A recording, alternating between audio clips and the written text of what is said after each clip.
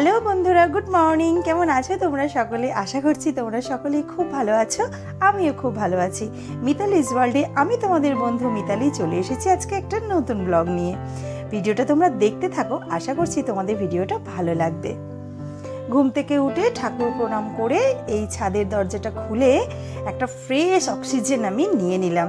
এবার কি হবে বলো তো, এই ফ্রেশ অক্সিজেনটা নিয়ে সারাদিনের সমস্ত সংসারের কাজ আমি স্টেপ বাই স্টেপ ঠিক গুছিয়ে করে ফেলতে পারবো। এনার্জিটাই তো সব থেকে বড় কথা, তাই না? সংসারে কাজ করতে গেলে যতটা এনার্জি লাগিয়ে ভালোবাসা দিয়ে কাজটা তুমি সংসারে করবে, সেই কাজগুলো খুব তাড়াতাড়ি খুব ভালোভাবে হয়ে যাবে, কাজের প্রতি অনীহা আসবে না।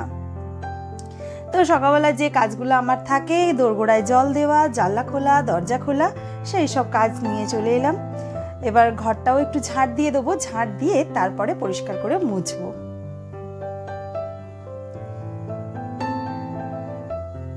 তো বন্ধুরা, আমার ভিডিওটা তোমরা কে কোথা থেকে দেখছো তাহলে কিন্তু একটুখানি আমাকে জানিও। আর ভিডিওটা যারা দেখছো, লাইক করছো, কমেন্ট করছো, সাবস্ক্রাইব করে আমার পাশে আছো, তাদেরকে অসংখ্য ধন্যবাদ, অনেকটা ভালোবাসা।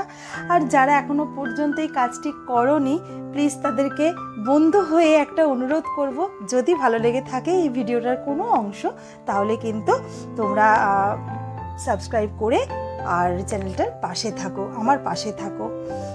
লাইক করো, কমেন্ট করো, তোমাদের কিছু বক্তব্য থাকলে আমাকে তোমরা কমেন্ট বক্সে জানিও, আমি অবশ্যই তোমাদের রিপ্লাই দেব। আরও একটা কথা, আজকে তো শুক্রবার, অক্ষয় তৃতীয়া। আমার সমস্ত বন্ধুদের জানাই অক্ষয় তৃতীয়ার শুভেচ্ছা। তোমরা আজকের দিনটা খুব ভালোভাবে কাটাও।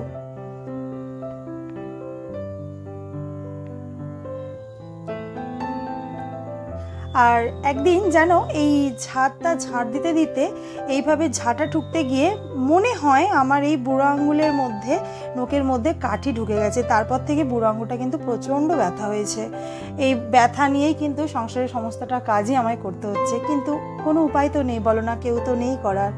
ওই কোনো রকমে করছি, হাজব্যান্ড একটু একটু হেল্প করছে, আর যতটা পারছে ও করছে। ওরও তো খুব একটা বেশি সময় থাকে না।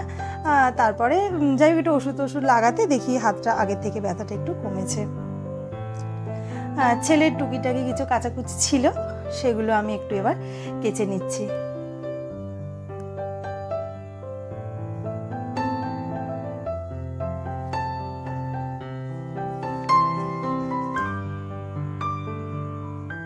আজকে আকাশের ওয়েদারটা তো মেঘ, জানি না কতটা শুকোবে।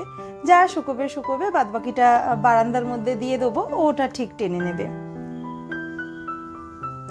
এখন হালকা রোদ্দুর উঠলেও বেশ কিন্তু মেঘ করে আসছে আকাশটা, মনে হচ্ছে বেলার দিকে তো বৃষ্টি হবেই।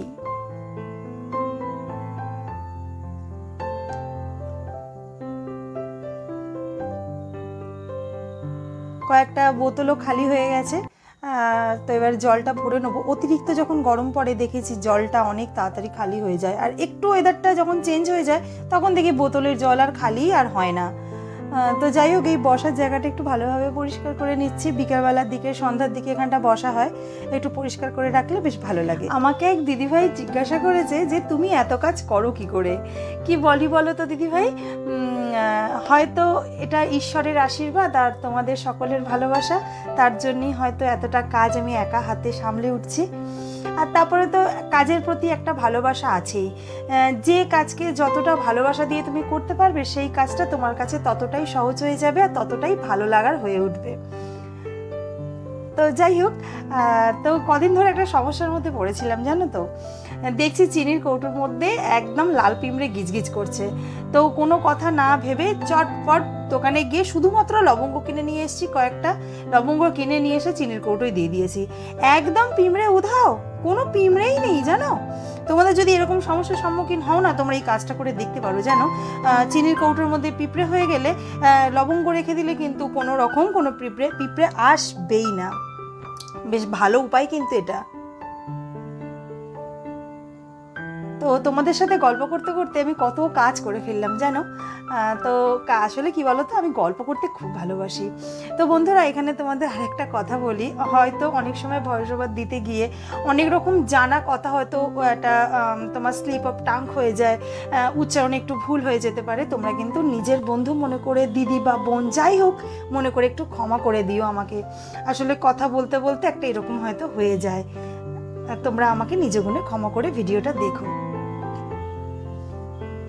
তো আমি একদম স্নান সেরে চলে এলাম। আজকে পুজো করতে হবে, আজকে তো বৃহস্পতিবার, তো পুজো করতে অনেকটাই টাইম লেগে যাবে। আর এই ঠাকুরতলাটা ধুতে বেশ ভালোই লাগছে, নতুন কাজ তো বেশ ভালো লাগছে করতে। আর এই লাল মেজে এখন সচরাচর কারোর বাড়িতে দেখা যায় না। যদি কারোর লাল মেজে থাকে নতুন, তোমরা কিন্তু নারকেল তেল দিয়ে মুছতে পারো, মুছলে কিন্তু একদম চকচকে হয়ে যায়। লাল মেজে কিন্তু দেখতে বেশ ভালো লাগে, তাই না বলো? ঠাকুরের বাসন মাজবো, মাজা হয়নি, তো ঠাকুরকে মালা দিয়ে দিচ্ছি। বৃহস্পতিবার আজকে পুজো করতে অনেকটাই লেট, সবার বাড়িতেই একই, অন্য দিনের থেকে বৃহস্পতিবার পুজো করতে অনেকটাই লেট হয়ে যায়। তো বন্ধুরা, আমি সব ঠাকুরকে এখনো পর্যন্ত মালা দিয়ে উঠতে পারিনি। যেদিনকে ভগবান দিন দেবে সেদিনকে নিশ্চয়ই আমি সবাইকেই মালা দেব। লক্ষ্মী পুজো, তাই লক্ষ্মী ঠাকুরকে, আর আমাদের যেহেতু অনুকূল ঠাকুরের দীক্ষিত, তাই অনুকূল ঠাকুরকেই মালা দিয়ে আমি আমার বৃহস্পতিবারের পুজোটা কমপ্লিট করি। আর ইচ্ছা আছে এই তুলসী তলাটায় আমি সাদা ফেব্রিক কিনে নিয়ে এসে একটু আলপনা দেওয়ার চেষ্টা করব, দিলে নিশ্চয়ই ভালো লাগবে বলো। ঠাকুরের বাসন মাজা হয়ে গেছে আমার, তো চলো তোমরা দেখতে থাকো।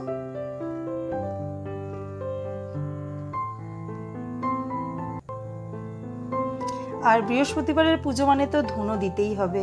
দেখবে এই বৃহস্পতিবারের দিনকে পুজো করার পর ঘরটা কীরকম মন্দির মন্দির লাগে না?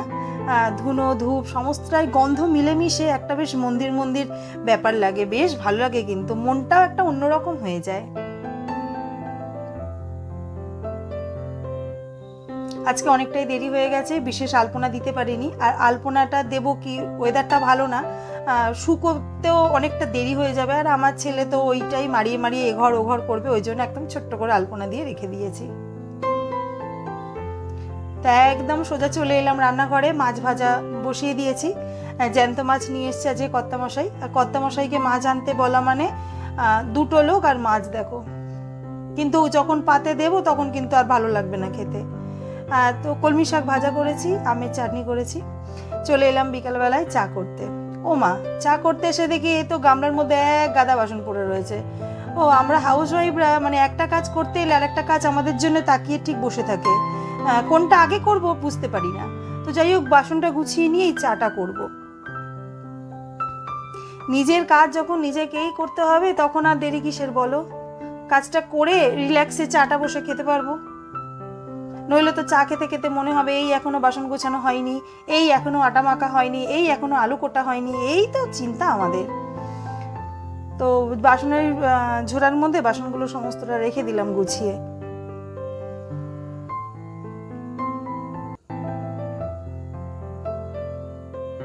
আর আমরাও চা খাবো, আমার ছেলের জন্য একটু দুধ করে নেবো, ও দুধ খাবে, আমরা চা খেয়ে নেবো।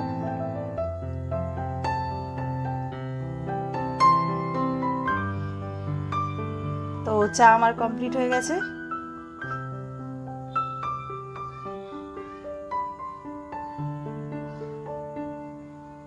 তো বন্ধুরা, আমি ভিডিওটা বেশি বড় করলাম না, কেমন লাগলো তাহলে প্লিজ কমেন্ট করে জানিও।